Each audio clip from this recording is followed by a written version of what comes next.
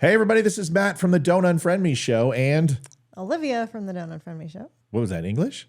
No. Joe Good Biden, morning. Did Jill Biden give you some coffee this morning?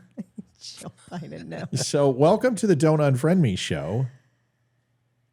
Welcome to the Don't Unfriend Me Show. All right, here, and let's just do this. Let's just, ready? Here. Hi, everybody, this is Matt from the Don't Unfriend Me Show. Hi, this is Olivia from the Don't Unfriend Me Show. It's wonderful to be here. I can't believe it. I've got boobies. Got boobies. Got a special show for you tonight. We're bringing welcome to the DUM Show, Alan Donovan from Father's Lives Matter. This is going to be a good one for me. I've got some sinew and some lines of delineation between Alan's path and mine. We're going to have a great conversation.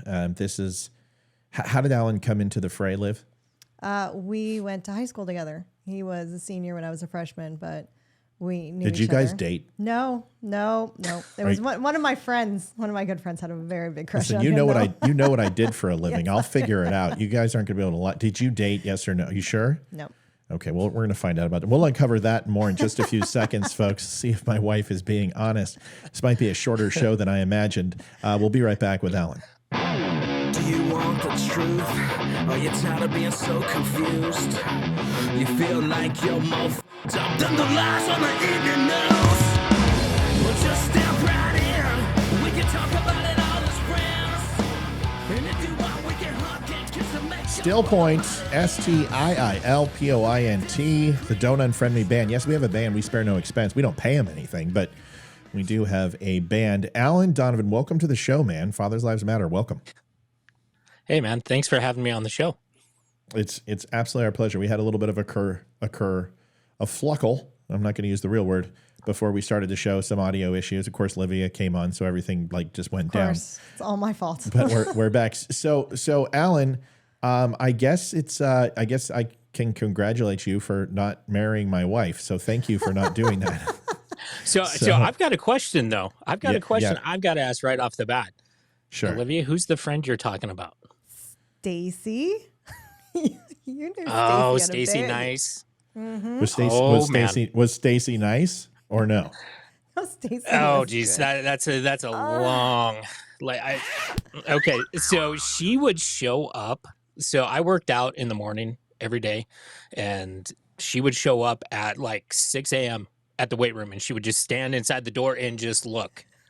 And yeah, it was really, really awkward. I mean, I made the mistake of being nice to her at the Dairy Queen one day, and then that was the end of it. I could not. She was everywhere. She would show up at football practice. Like nobody watched football practice, but I'd look over and there she was, and everybody was giving me shit about it, and I was like, oh, jeez. Man. Wasn't that a Bryan Adams song? You know, I went to the local Dairy Queen and ? Was Stacy nice, good looking, or? Man, you're putting me on the spot here. She was it a 6 to midnight situation or not? No, it was a. I would run the other direction when I would see her because so it was like 6 to 5 o'clock. Like it's like literally like when you went outside, or it's like kind of like when you went in cold water when you were testing the lake to see if winter truly was over and it was summer yet, and you would sit in and then you would dip the twig and berries up. and and you would basically just turn into a soprano. Okay, so you retracted. And, honestly, there was no chemistry on my side. I was just trying to be nice to her and not just be a complete a-hole and be like, get out of my life. I was just trying to be very nice, but it just got to the point where it turned almost stalkerish because she was showing up wherever I was. I see. And it got really, really uncomfortable. So let me make sure I understand. So at the time it was all about being nice, and then 26 years later, it's all about calling her now and talking her off the cliff. Listen, he didn't mean it. Listen, you're fine. You're okay. Do we have a picture of Stacy, Olivia? No. Did we prepare? I was not prepared Next time to we bring should her up. prepare. Next time we should prepare. So, all right. Well, I can tell you there's a picture of her and I dancing in the yearbook because she asked me to dance. Yep. And we were dancing and somebody came up and stuck a camera in our face. And I kind of had that deer in the headlights look, and she was nothing but smiles. She was on cloud 9 in that picture. Yes, she was. So what do we find out that she's the mother of Xander, and this is like this whole thing is a plot twist, right? Like that's what we're gonna find out. When she was a major plot twist. She was a surrogate, right? She was a surrogate, and she goes, "I'm the mother. I never told you," and you're like, "Dude, I swear to God, I used a condom." Poor Stacy. I'll teach you, Stacy. You don't have a crush on somebody. That's why they call them crushes. All right. So listen, yes. This is a huge thing. So fathers' lives matter. Now this probably is going to get you some hate and some dissension, because anytime you put lives matter and it doesn't say Black Lives Matter, you're immediately a racist, or you're probably an evil member of the patriarch, and you're a alpha male with too much testosterone, right? Honestly, I have only gotten shit about the name once in almost a decade. Yes. And so it wasn't from a black guy. What do you get crap for? It's from a white guy. Well, that's listen, even when it comes to Black Lives Matter, Black people don't care. It's white people who care, right? So it's a bunch of outraged white people who give a crap. And Black people are like, dude, I just want to get on with my life. I want to watch the football game. I want to eat some buffalo wings. I want to have some few pops with friends. And everyone's like, no, you're oppressed and you've got to be. So what do you think? What when you talk about getting hate and getting people who are frustrated with you, what is it about? Is it you're speaking for the patriarch, or is it what is the most hate come from? So the most hate comes from females, from women, primarily mothers, because they feel that supporting single fathers and speaking up for single fathers is evil. I hear the patriarchy line here and there, right, but mostly what I hear is, "Oh, you're a woman basher. You hate women." And I'm like, no, I don't hate women. I speak up for fathers' rights. I'm very, very vocal about that, and I don't make any apologies for it. So that's where the biggest part of the hate comes from. And then the other side of that coin is you get the boyfriends, the husbands of these women that are, the quote unquote single mothers. Their, new ride or die, their new flavor of the month kind of thing. Those guys interject a lot. And so it's a weird little mix. Yeah. So this leads into the second question. Why do you hate women? No, I'm just kidding. So, right? so let's go. People are like, well, what are we talking about? So let's do that. Tell me a little bit about Fathers Lives Matter, how it came to fruition, how you were introduced to the show, and all of that. Would love to kind of hear and give you some time to kind of talk about what you've created, and we'll go from there. So in 2010, I became a father for the first time. My son Xander was born.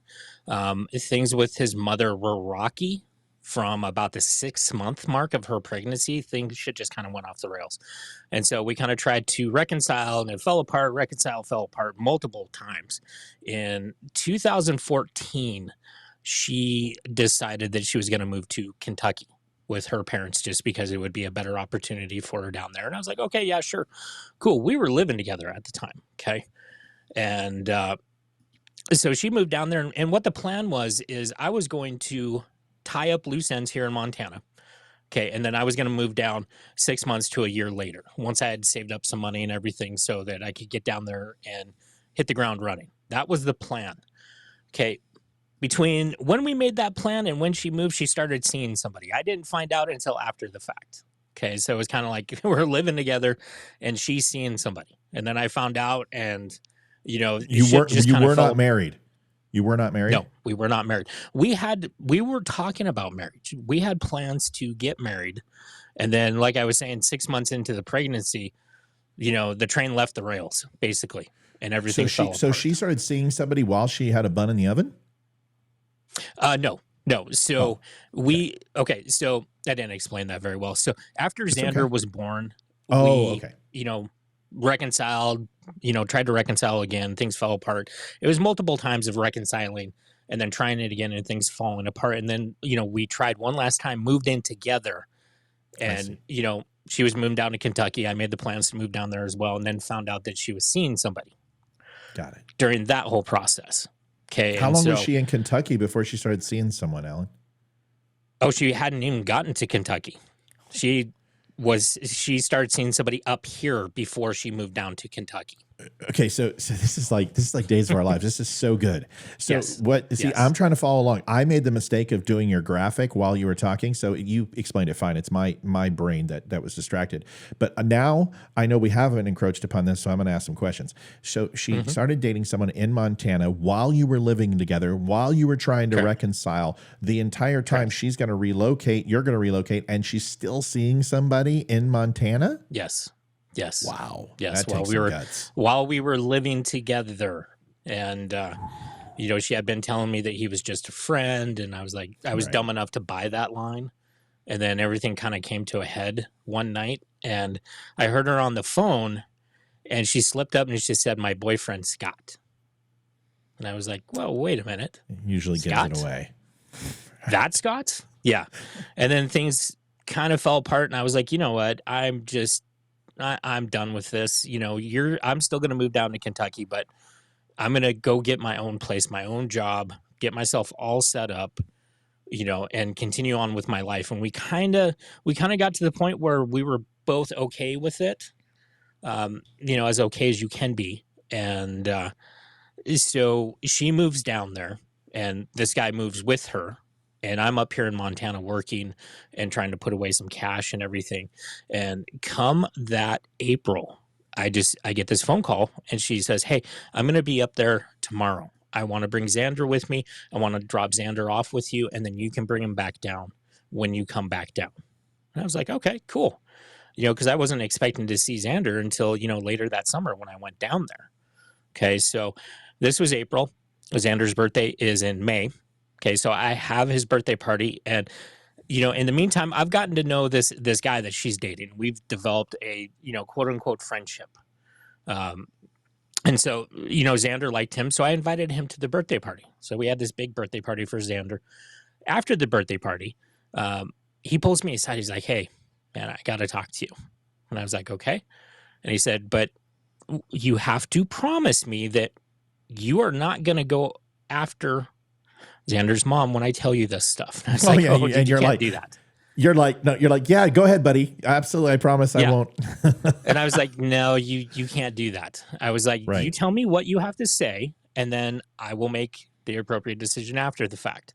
Sure. So he tells me, and she had started dabbling with substances, so to speak, and which resulted in what he said she had OD'd while she was up here after she dropped Xander off to me. Was she doing meth? He would not tell me. I would later find out that it was pills.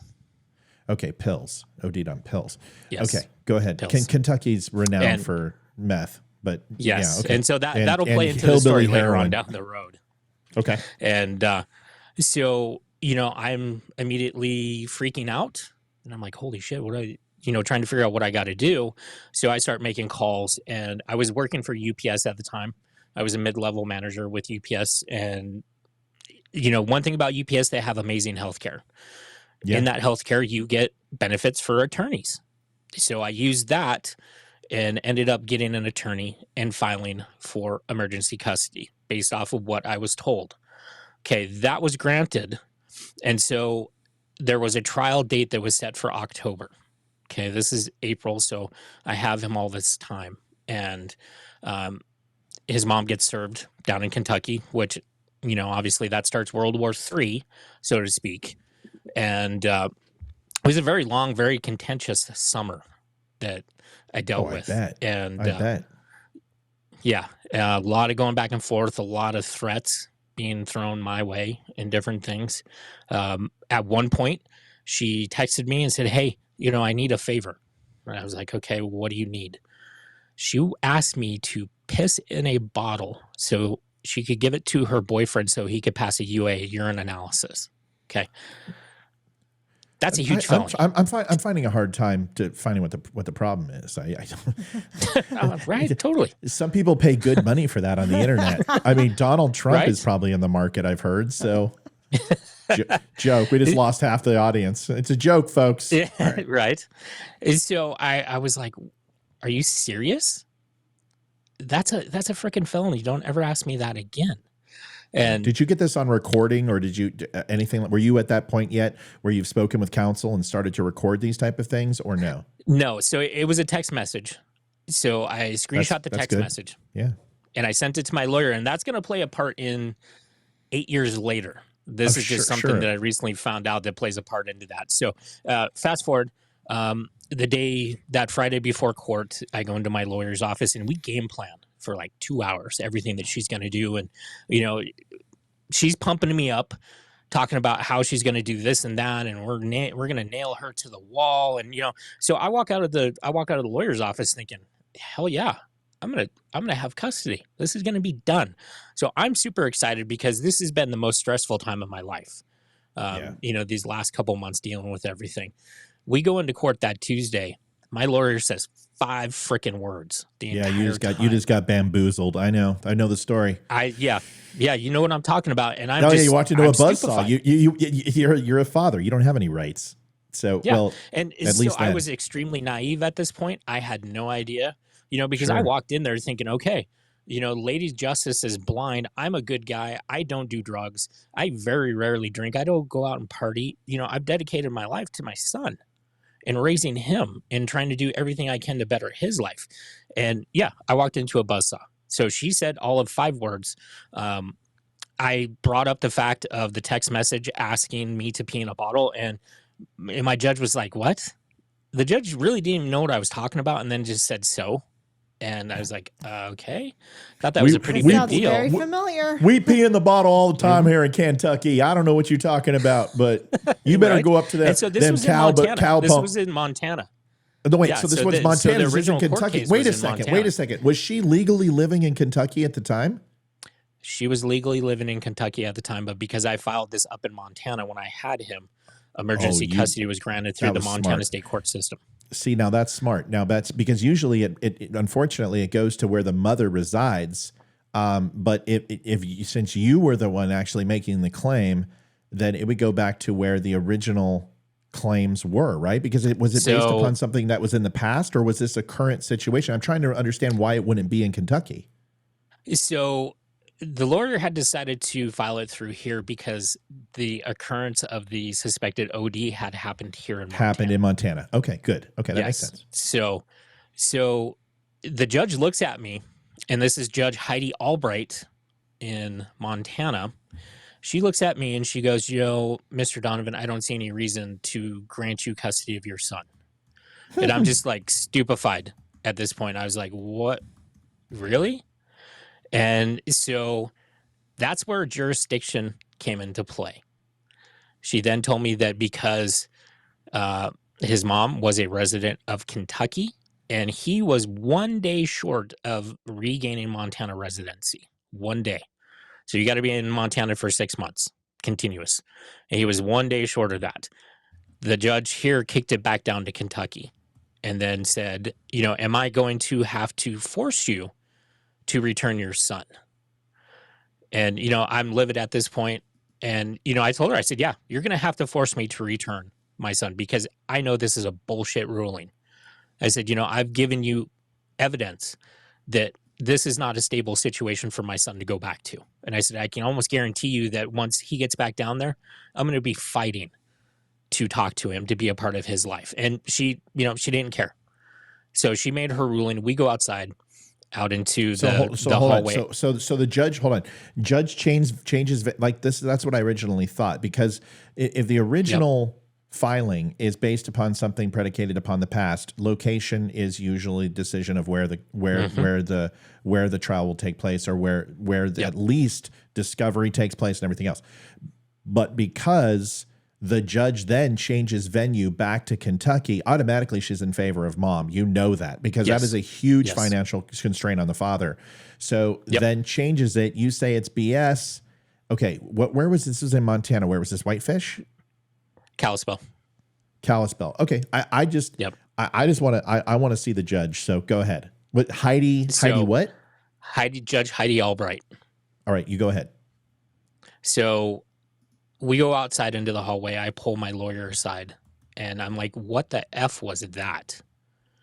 And she didn't care. She's like, well, you know, I told you that this could have been the outcome. I said, no, you didn't say anything about this being the outcome. I said, remember when we game planned the other night, you had all these game plan. You had this massive game plan that you were going to run. I said, you didn't do anything. I said, you said 5 words. And she looks at me and she goes, well, you know, you got to spend more time with your son. Just be lucky at that. And she had to run to Libby to do another case up there. And she was more concerned with that than what had just happened. She turned around and walked right back out. I gave it about 5 minutes and I called her office and I fired her. I told him, you know, I'm firing you. And, you know, this is what it is. You know, you did not represent me faithfully. You didn't do anything. And so I fired her. She turned around, and this is a kicker. She turned around and she calls my son's attorney because the judge had said that I had to give my son back 2 days later on a Friday. Okay. And because they were going to return to Kentucky. My son was already in school here. He was in kindergarten here. Yeah. There she is. Yep. And so she turns around and calls my son's mom's attorney and tells her that I am mentally unstable and she is scared that I am going to do something drastic. Are you ex-military by chance? Or no? No, I'm not. No law enforcement service or sorry, man. I know you're a podcaster, but I got to dig into this stuff. Not former military, no history of PTS, nothing like that. Nope, nothing like that. Okay, go ahead. So, and I didn't know this at this point. So the next morning, I wake up to a bunch of missed calls and they're restricted numbers. And I was like, okay, what the hell? And so I get another call, same restricted number. I answer it. It's the Flathead County Sheriff's Department. It's a sheriff's officer on the other end of the line. He wants to talk to me about this because once she called the other attorney called the sheriff's department. And so this guy is talking to me and he's like, you know, Mr. Donovan, we got this call from so-and-so, the other attorney. They're saying that you're, you know, mentally unstable. They're really seriously worried about you doing something to yourself, your son, or your son's mother. And so this is a plight by the attorney, right? So this is an attorney building a story, building a timeline to building take a narrative. her drug interdiction, which obviously is the primary concern, to then prove that you're mentally unstable who could harm someone else or yourself, which takes precedent over a drug addiction, which is an interesting thing. Yes. Yep. And so classic, you know, right now I am beyond pissed off. I'm scared. Sure. You know, I'm scared to death because, you know, this is just taking a turn that I never could have foreseen. Right. And so that day so my son still doesn't know at this point because, you know, I'm still trying to process how to figure this out. So I've got to go get him out of school. I've got to talk to the teachers, let them know that he's being withdrawn from school. And then now I have to explain to him what is going on. So that one picture you posted of me giving him a hug, that was right before I took him back to his mom. And it was the most heartbreaking moment of my life, having to explain to him that he's got to go back with mom. You know, because what was Xander's reaction at the time? I mean, what was his state of mind? Was he able to comprehend any of this? How old was he at this point? He was 5 at this point. Okay. So he didn't really understand what was going on. He was in tears. I mean, you can see the look on his face, you know, just absolutely heartbroken. And so I take him down, you know, we were meeting in a public place and I show up and sure enough, there's, you know, Whitefish Police Department. Yep. That picture right there. There's another one where his face is on the other side where you can see the look on his face. But we show up there and there is a Whitefish police officer sitting there, which, you know, I was told to expect. So I get out of the car and I get my son out and we make the exchange and I walk up to the officer and I shook the officer's hand. I said, you know, I want to thank you for being here. You know, I'm crying, you know, sure. I've got snot running down my nose. I'm just in tears. And he looks at me, he goes, I am so sorry. He goes, I hope you understand why I'm here. He goes, I have a job to do. He goes, but I knew the minute you got out of the car that nothing was going to happen. He goes, I'm so sorry you're dealing with this. And he shook my hand and my son's mom sees this transpiring. She, oh shit, she runs over there. Has got to make this big show of talking to the deputy or to the police department, Of course, police because officer. this is all as well. attention-seeking behavior at this point, Yes. right? Anything to make the case bigger. Yeah. So she shakes his hand, said, thank you for protecting us and all this other stuff. God. And the officers said, yeah, whatever. Did you ever have any, I'm sorry, we have a delay, but we got so much to ask. Did you ever have any record, and listen, you don't have to disclose this unless you want to, but any domestic abuse allegations, any calls, any door knocks from a cop, any neighbor that just says you guys are getting too loud in an argument? Nothing, none of that. No.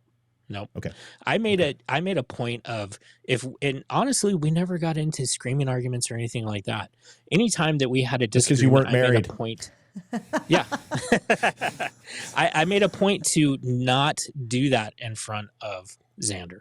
And I also made it a point to keep my cool. Yeah.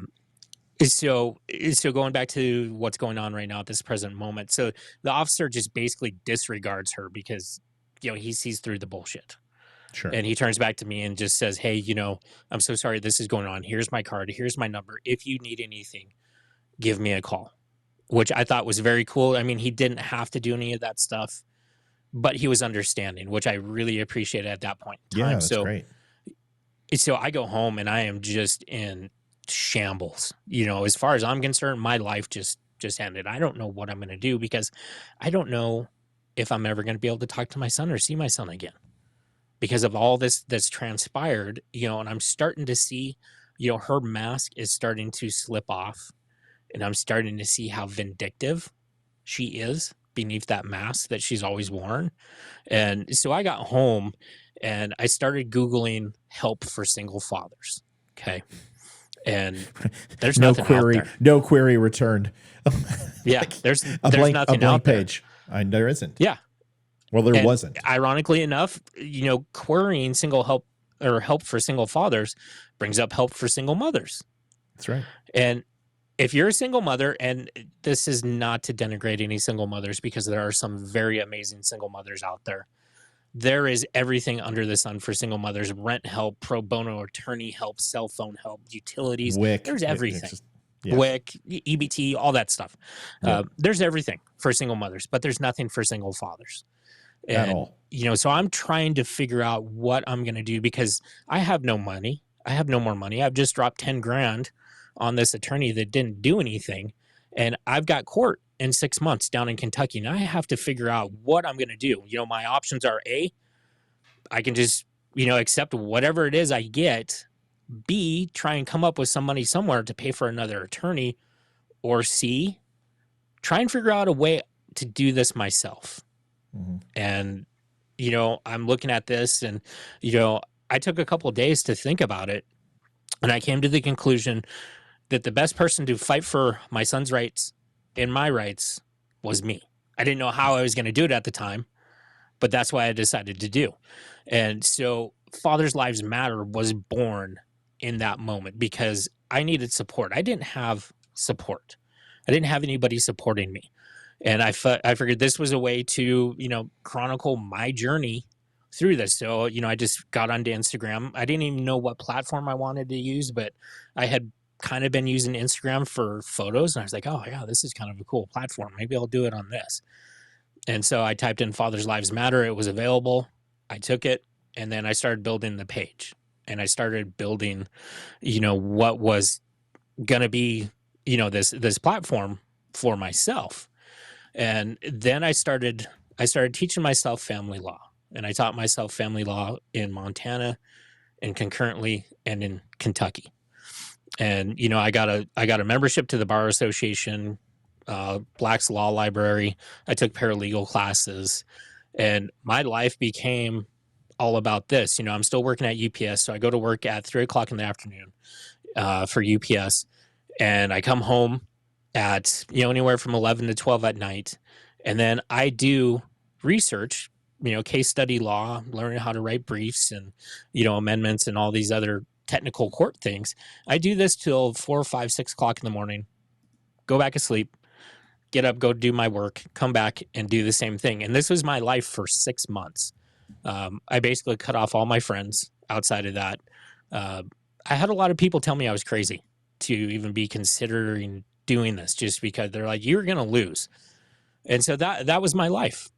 And Did you have any support from parents or family members or anyone? No, I did not. So my mom passed away in 98. So she was out of the picture. My dad, he didn't care. In fact, the week before I went down for court in Kentucky, I get a phone call. It's my dad. He's like, hey, you need to come over and talk to me. I was like, okay. So I go over there. And at this point, we had entered the phase where they want to settle the situation. They want to settle the case. And so they're sending me settlement offers. Okay. They were sending me, their settlement offer was I would get to see my son for 1 week out of the year. Okay. But the kicker was I had to do it down in Kentucky. So it's a 2-day travel to get to Kentucky. Supervised visit. You know, yeah, they wanted supervised visits and 1 week. And so I go over to my dad and he said, hey, you know, sit down. I sit down and he goes, I think you should take their offer. And I wasn't even thinking about that. I was like, what are you talking about? He goes, well, the offer from Kentucky, you should accept that offer. And I said, are you serious? And he goes, well, yeah. I said, do you realize if I accept that offer, you will never get to see your grandson? I said, because it has to take place down there. I can't bring him back up here. And even if I could bring him back up here, I can't afford to fly back down with him. I said, really, this is what you think I should do? Well, you know, I just don't want you to get your hopes up and, you know, get down there and get squashed. And I was like, you know what? I was like, that's bullshit. I said, I'm not going to just roll over and take whatever scraps they decide I'm worthy of. And was there any justification for the supervised visits? Except for the mental acuity that she had claimed? Anything else like, No. well, Xander is showing, you know, bad dreams about his dad, or he's uncomfortable in the same room. Any of that stuff? So they just said it has to be mandatory supervised. Oh my God. There was nothing like that. She just wanted mandatory supervised visitation and 1 week out of the year. And, you know, I said, no. I said, we'll see you in court. And before that, so it kind of went in stages. She was then trying to get me to sign over my rights.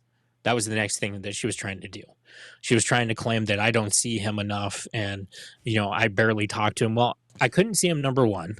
Number two, if I would call him, I would get maybe 2 to 3 minutes of phone call. And then she was demanding that I get off the phone. So she then sent me an email one night and said, well, you know, you should really sign away your rights. And, you know, it would just be better for Xander. And I was like, you know what? That's not a fucking chance. Yeah. Yeah. I was like, how dare you email me that? I said, I will see you in court. And so I ended up going down to court. I rolled into court with 13 binders of evidence that I had put together over those 6 months. So I had never been to Kentucky. I knew nothing about Kentucky, never been there, knew nothing about the town where they lived. I took Amtrak down there. And I mean, that was a whole story in of itself getting down there.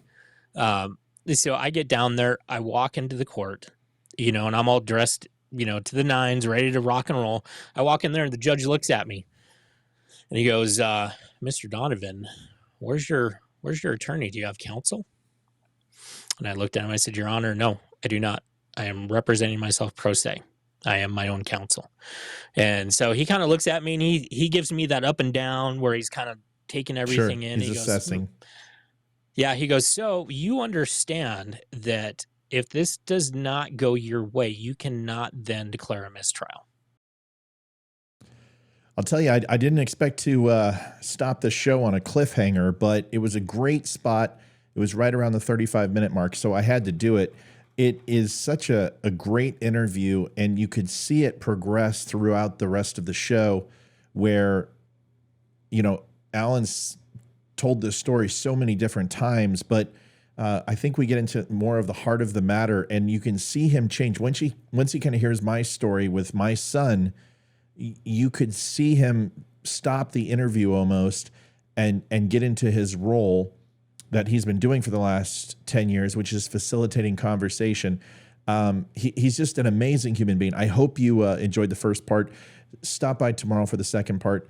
I'm sure you'll enjoy it. Thanks for watching the Don't Unfriend Me show. We will see you tomorrow. Adjusting transmitter output. This is the Don't Unfriend Me show with your hosts, Matt, Leroy, Amy, Olivia, and Mike. Geopolitics, military analysis, and election coverage. Coming to you live on the Spreely.tv network and all major social media channels at The DUM Show. Honest, direct, unfiltered. We can agree, we can disagree. Just don't unfriend me.